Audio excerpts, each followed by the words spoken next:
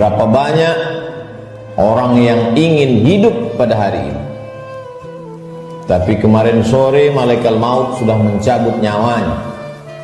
Hari ini dia tidak lagi bisa hadir sholat Jumat. Dan andailah umur bisa ditambah, mereka amat sangat ingin ada bersama kita hari ini.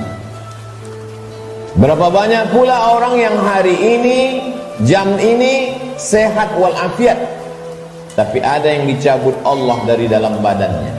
Ruhnya masih bersemayam dalam jasad, tapi yang dicabut adalah nikmat iman dan Islam. Tak ada lagi rasa takutnya kepada Allah, sehingga meninggalkan sholat Jumat ringan saja, seperti meninggalkan sandal di tepi jalan. Tak ada sedikit pun khawatirnya terkena azab kubur, tak ada takutnya pada azab neraka. Laknat yang paling mengerikan bukan miskin, laknat yang paling menakutkan bukan sakit. Laknat adalah ketika tak ada rasa takut dalam hati. Maka ketika masih ada rasa cemas, rasa takut, bersyukurlah, berarti masih ada benih-benih iman dan Islam yang dipupuk, disiram dengan mendengarkan ceramah, tausiah, pengajian, khutbah, dan dia akan berbuah ketika dilaksanakan dalam bentuk amal saleh. Semakin zaman ini hebat, semakin canggih, maka rumah sakit semakin banyak, dokter-dokter spesialis lulusan luar negeri bertebaran seperti bintang di tengah langit.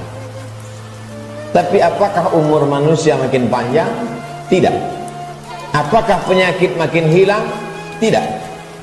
Dulu zaman datuk nenek kita, mereka umur 70 tahun, masih tajam parang panjangnya untuk pergi ke sawah, ke hutan. Hari ini umur 40 tahun, pergi ke rumah sakit, terkena diabetes, terkena asam urat. Terlalu banyak daftar nama penyakit untuk disebutkan. Artinya apa? Kecanggihan teknologi tidak bisa menambah umur manusia. Kehebatan manusia dalam bidang multimedia telekomunikasi memang mempercepat hubungan, memang mempererat persaudaraan, tapi juga mempercepat kematian. Oleh sebab itu hidup manusia semakin singkat, hidup manusia semakin tidak bermakna. Cobalah kita renungkan berapa banyak saudara yang sebaya, yang seusia, satu sekolah, tetangga, kawan akrab, lebih muda dari kita, lebih sehat dari kita, lebih ganteng dari kita, tapi ternyata mereka tidak lagi bersama dengan kita. Lalu apa yang perlu kita siapkan? Yang kita siapkan adalah bahwa ketika ruh keluar dari jasad, tidaklah seperti tetesan embun yang jatuh dari daun yang basah. Ketika ruh keluar dari jasad, tidaklah seperti air liur yang keluar dari mulut tak terasa. Ketika ruh keluar dari jasad, Nabi SAW bertanya kepada orang-orang yang ruhnya sudah keluar dari jasad ketika beliau Isra dan Mi'raj, bagaimana yang kalian rasakan wahai mayat, wahai ruh yang pernah bersemayam dalam jasad lalu kemudian keluar dari jasad? Mereka menjawab, seperti kambing yang dikuliti hidup-hidup. Mereka menjawab, seperti tebasan pedang di tempat yang sama diulang beratus kali. Mereka menjawab, seperti mata kail pancing ditarik dari kulit yang basah, tercabut urat-urat dan dagingnya ikut ke mata kail pancing. Begitulah sakitnya. Lalu yang perlu kita siapkan, apa yang bisa meringankan sakaratul maut itu? Di antara yang bisa meringankan sakaratul maut adalah shadaqatus sirri tadfa'u mitatasu, sedekah menghilangkan mati su'ul khatimah. Selama ini kita diajarkan berdoa, Allahumma hawwin alaina fi sakaratil maut, ringankan kami waktu sakaratul maut ya Allah. Baik, doa bagus. Habis selesai salat meminta kepada Allah, Allahumma hawwin alaina fi sakaratil maut. Indah, cantik. Tapi ada yang lebih bagus lagi untuk supaya kita ringan waktu sakaratul maut, yaitu dengan cara bersedekah. Yang mewakafkan tanah masjid ini, yang mewakafkan semen, yang mewakafkan batu, kosen, jendela, tak tahu kita siapa namanya, tapi dengan sedekahnya itu dia sudah memperingan sakaratul maut. Sampai hari ini orang yang mati itu tidak pernah hidup lagi untuk bercerita kepada kita. Mimpi pun tak dapat kita pesan. Bolak-balik kita minta untuk bermimpi dengan datuk, ayah, emak, tak dapat berjumpa dengan mereka. Andai pun berjumpa dalam mimpi, tak pula dapat kita membuat pertanyaan-pertanyaan yang sudah kita sediakan sebelum tidur. Satu-satunya cara hanya dengan menyebut, membaca, mengingat hadis-hadis Nabi Muhammad sallallahu alaihi wasallam.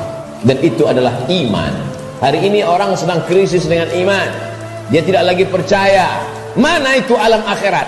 Mana itu alam barzah? Mana itu roh? Aku tidak percaya kepada yang tak nampak. Aku tidak percaya kepada yang tidak terlihat.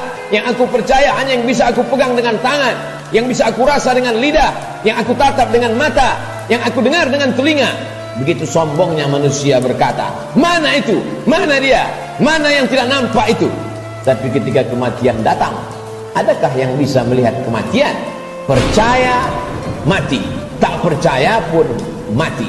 Percaya dan tak percaya, semuanya akan mati menghadap Allah Subhanahu wa ta'ala. Silakan tidak percaya. Mau menjadi kafir, silakan. Mau menjadi orang munafik, silakan. Mau menjadi Abu Jahal, Abu Lahab, silakan. Mau menjadi Qarun, Fir'aun, silakan. Fir'aun mati, Abu Jahal mati, Qarun pun mati. Semua yang tidak percaya mati, dan semua yang percaya menghadap Allah Subhanahu wa ta'ala. Kelak kita semua akan merasakan sakratul maut itu. Bila ada orang yang sudah meninggal dunia, jangan terlalu habis air mata diteteskan untuk mereka. Mengapa demikian? Karena mereka yang sudah mati itu merasakan tiga. Mereka sudah melihat malaikat maut, mereka sudah merasakan sakratul maut, dan mereka sudah mendapatkan husnul khatimah. Bagi yang beramal soleh. Adapun yang larut dalam kesedihan, menangis sampai tak bertepi, sesungguhnya engkau termasuk orang-orang yang mubazir. Innal mubazzirina kanu ikhwanas syayatin. Orang mubazir saudara setan. Menangislah karena usia yang lalu tak dapat diulang kembali. Menangislah karena masa-masa muda yang diisi dengan dosa tak dapat diminta ampunannya kepada Allah. Ainani, ada dua mata, la yamassuhuman nar, yang tidak akan terkena azab api neraka. Ainun bakat min khasyatillah, mata yang menangis karena takut kepada Allah. Bulu mata, alis mata yang pernah terkena tetesan air mata, maka itu akan selamat dari azab neraka jahanam. Ainun tahrusu fi sabilillah, mata yang berjaga di tengah malam menjaga Masjidil Aqsa, takut dirampas oleh tentara Israel.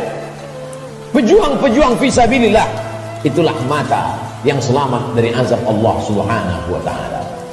Setelah mati menghadap Allah, bebas dari sakratul maut, mereka adalah orang-orang yang mati syahid. Orang mati syahid itu tidak merasakan empat, tidak merasakan sakratul maut. Sakratul maut mereka seperti cubitan pada kulit yang lembut. Mereka tidak merasakan azab kubur, mereka tidak merasakan hisab. Mereka langsung masuk ke dalam surga Allah Subhanahu wa ta'ala. Wala taqulu liman yuqtalu fi sabilillahi amwat. Jangan kau katakan mereka yang mati syahid itu mati. Bal ahya, mereka hidup. Walakin la tash'urun. Kamu yang tak dapat merasakannya. Setiap muslim mesti berniat mati syahid. Andai dia tidak mati syahid, maka niatnya menyampaikannya. Innamal a'malu binniyat. Seorang akan mendapatkan sesuai dengan niatnya. Iskariman au mut syahidan. Kalau hidup, hidup mulia. Kalau mati, matilah sebagai seorang syuhada. Kenapa kita masih hidup hari ini? Kenapa Allah masih semaikan nyawa dalam badan kita? Mengapa kita masih diizinkan melangkahkan kaki, mengayunkan tangan? Kenapa orang yang lebih sehat dari kita lebih dulu mati daripada kita? Kenapa orang yang lebih muda daripada kita lebih dulu meninggal daripada kita? Sesungguhnya Allah buat kita hidup karena dosa kita masih banyak. Allah sayang dengan kita, Dia tunggu kita bertobat. Sesungguhnya Allah buat kita hidup karena Allah tahu kita belum punya bekal yang banyak. Senantiasa husnuzon kepada Allah. Orang-orang beriman, dia tahu bahwa umurnya itu masih dititipkan Allah. Allahumma ja'alil hayata ziyadatan lana fi kulli khair. Kalau kau takdirkan aku masih hidup besok pagi, jadikan hidup besok pagi sebagai amal saleh. Waj'alil mauta rahatan lana min kulli syarr. Kalau kau takdirkan aku mati malam ini ya Allah, tidak terbangun lagi besok pagi, kematian itu pun kematian yang indah. karena husnul khatimah, karena selamat dari sakaratul maut. Dan yang paling penting, berhenti dari segala perbuatan dosa. Orang beriman tidak pernah bersedih. Umurnya panjang, amalnya bertambah. Umurnya pendek, dosanya berkurang. Orang beriman tidak pernah berduka cita. Kenapa? Karena dia ridha menerima ketetapan Allah subhanahu wa ta'ala. Lewat dari sakaratul maut, selesaikah kehidupan? Belum. Keliru orang yang berkata, mari kita hantar jenazah ini ke tempat peristirahatan yang terakhir. Istirahat kata siapa? Liang kubur sudah siap menjepit bagi mereka yang curang. Curang timbangan, curang sempadan tanah, curang sempadan batas kebun. Mereka akan dihimpit 7 lapis tanah. Berapa banyak tukang gali kubur yang sudah mengukur panjang kubur 170 cm, tapi begitu diukur dengan galah, dengan buluh, dengan bambu, jenazah dimasukkan ke dalam. Kenapa berkurang? Kalaulah dikatakan tukang penggali kubur salah ukur, tidak mungkin, karena dia mengukur dengan bambu, dengan